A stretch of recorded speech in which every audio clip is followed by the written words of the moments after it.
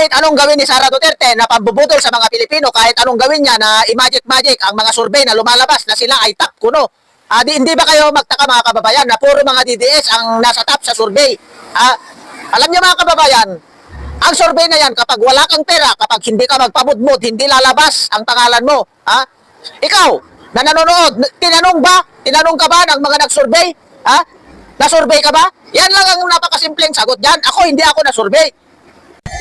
Alam mo dong Kolokoy, hindi kami nagtataka kung bakit mataas ang ratings ni BP Sara.